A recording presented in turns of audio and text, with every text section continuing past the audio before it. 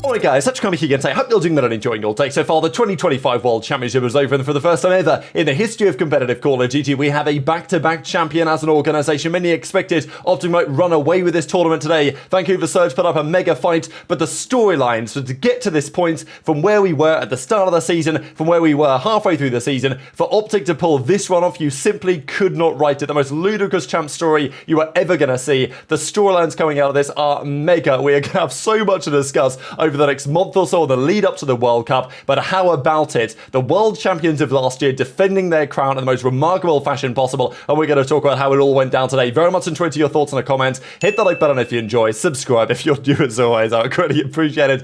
What an insane weekend. Hex says good morning. I think many expected today OpTic would run away with this championship grand final. They won it, but it was far from clear cut.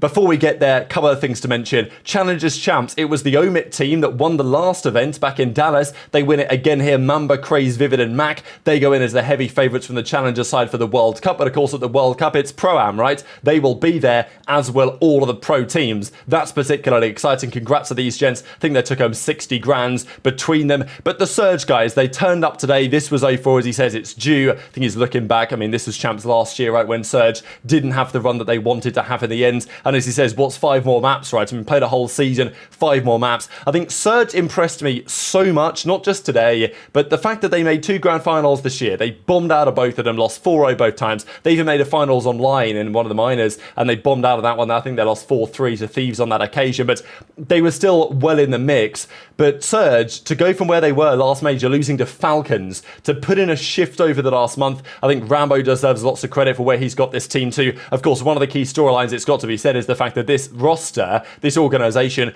dropped Huke for Hixie at the start of the year. Huke is too humble to ever say anything like that, but on some level he got his revenge, right? Now look, did Surge make a mistake dropping Huke for Hixie? In hindsight you would say yes, obviously, but because of that they brought in Neptune, who's been an unbelievable talent himself, so it's kind of all worked out in the end. But the way that Surge put their heads down, the talent on that team is very impressive, but again, they have become, it seems, Surge on occasions this season more than the sum of their parts, and the fight that they put up today was so strong, and I feel terrible for those guys because to get so close to winning this World Championship and to fall in the way that they did on a couple of occasions, especially because they've made all these finals this year, and I think on some level they would probably have accepted coming in today. Look, if OpTic play as they did for the last few days, there's probably not much that we can do, but the reality was that the door was left slightly ajar today by OpTic Texas, and Surge did their best to walk through it on occasion.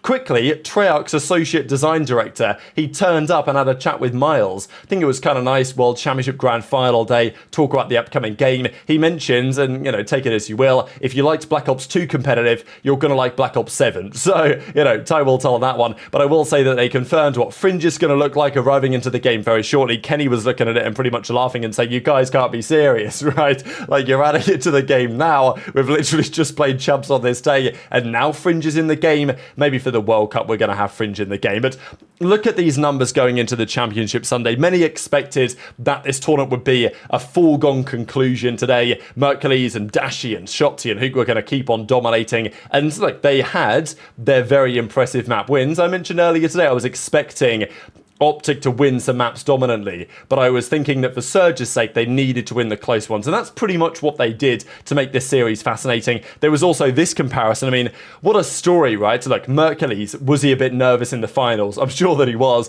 I think you could hear in the comms that OpTic, once they got punched in the mouth, which they probably weren't expecting to be, you know, their comms weren't quite as on point as they were before. Like, watching map 1 of this series was like a fever dream. I couldn't believe my ears and eyes what I was seeing from OpTic this map. Like, that was the Hassie and the hardpoint.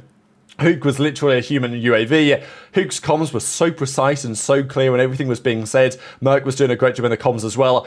As the series went on, we got to the rewind hardpoint, you could tell that at that point things were tense, things were getting nervy, and OpTic were just begging that they would get over the line. Look, comparing Mercury's tournament here to Formal's record after today most certainly lives to fight another day, and the fact that Formal was plus 214 with 704 kills, it is a bit of a different story, isn't it, in terms of the longevity of that tournament compared to what we have today. But the drum cheese was out before the finals. I remember last year being there in Allen, Texas, when they had the orchestra played the CDL music on the walkout. Today they went for this drum thing. I thought it was pretty cool.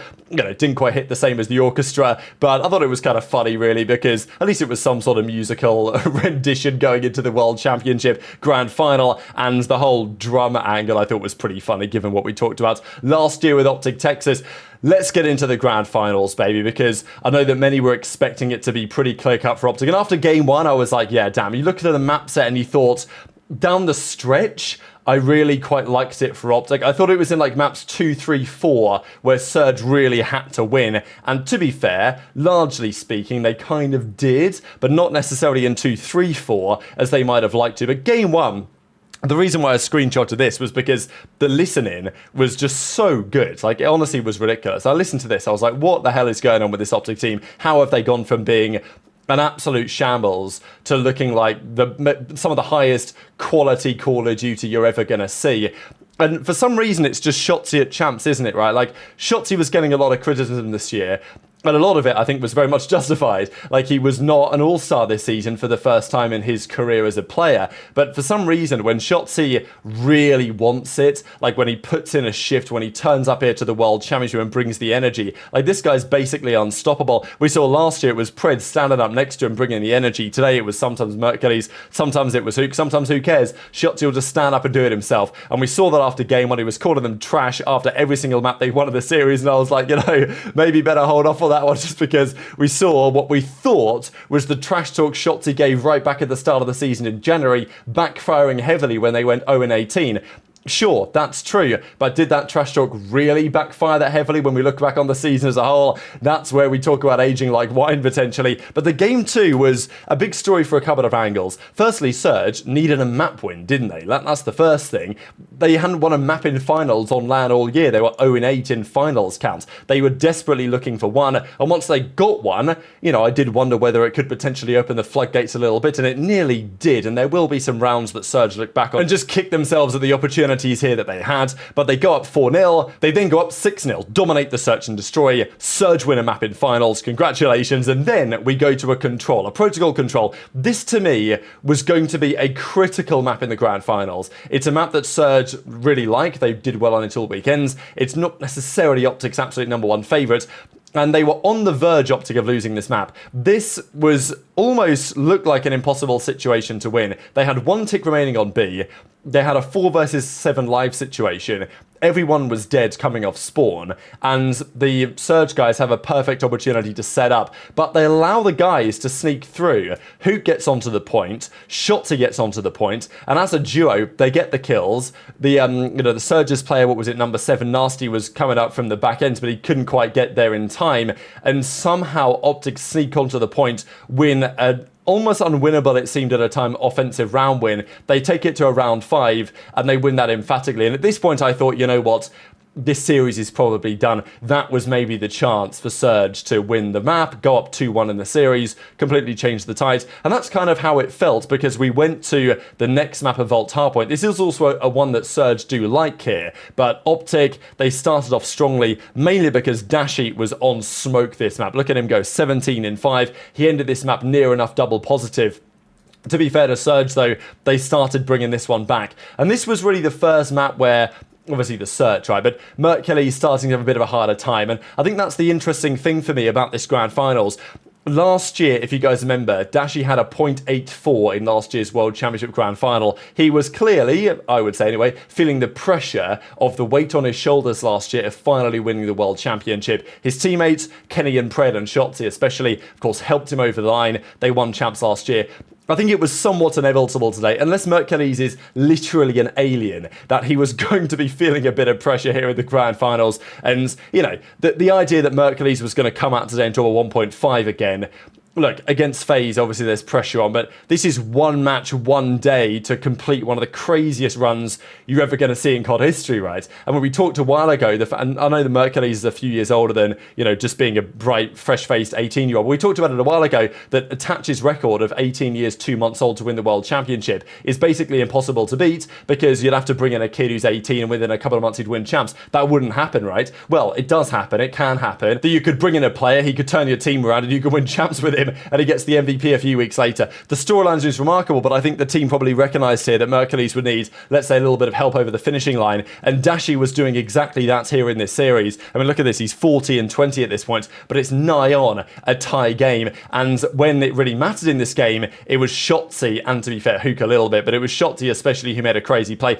This was one of the key moments here when Shotzzy breaks into this point single-handedly, somehow gets one, gets two, guns Nastie, sticks the fourth in 04 as well. That was a critical break, critical time that allowed OpTic the opportunity for a nice rotation, and then they close it out on the P1. So crazy game. Shotzzy stands up, he's talking trash, they're up 3-1, he's clutching in search and destroy, and you're thinking, you know what? This is it. This is over. It's a nice try, Surge. Well played. But Shotzy's winning a 1v2 like this. You know, he clutches up. This is a really nice one, actually, the way that he played this. As soon as I saw this, I thought, you know what, it's done. He gets away from the second guy. Abuzah decides, you know what, I've got to chase him down. He's weak. And then he gets gunned for the map, and you're thinking, or for the round, and you're thinking, you know what, that's probably going to be it. But after a 5-3 lead in the search and destroy, OpTic find a way to squander it, and you think all of a sudden, wow, here we go. Maybe it's like some of these OpTic old tendencies creeping back in. There was a moment even in the control on the protocol, Huke threw his life away, and I was like, oh, maybe the pressure is, let's say they're resetting to default status or whatever when it comes to these big moments. This was a moment where, you know, many would look at this and say he hit plenty of shots on Abuzah, didn't get the gunfight win. Abuzah made a great read. I think he probably heard him to make sure that he won the 1 versus 2, because this would have been, you know, this had a Mercules 1v2 written all over it, to be fair. But Surge win that map. It goes 3-2. And then we get to a Hacienda control. Again, OpTic are in the driving seat for part of this one. And then it all started to fall apart for them. But Shotzzy made one of the greatest plays that you're ever going to see in the, well, we'll see the round out as it transpires in a second. But this was a round, it looked like Surge were going to win. They bottled this round heavily. They had a major life lead. OpTic find a way to bring it back and take the map. And then in the round 5, this is when Shotzzy makes one of the most ludicrous plays. Again, it was a Hassie control like Mercules play yesterday. But he spins on 04, guns the second guy on Abuzah, repositions beautifully to take down Neptune, and then guns Nastie from the back with a pistol. Now, the crucial moment about this really is that he then challed out. And it's funny to think about because it was one of the greatest plays you're ever going to see. But this chall out was actually probably the decision that cost them the round. Like, obviously they wouldn't have even been in the position had Shotzzy not made this crazy play. But if he just doesn't overheat, you know what I mean? It's tough to say, obviously, when you've just popped a crazy 4-piece. But if he just holds a little bit tighter, OpTic arrive in time to potentially capitalize on this. But in the end, OpTic managed to lose 2 very close and competitive and painful maps in a row. Now it's 3-3. Now it's very much all to play for, especially with the search and destroy advantage that Surge were professing in the grand finals.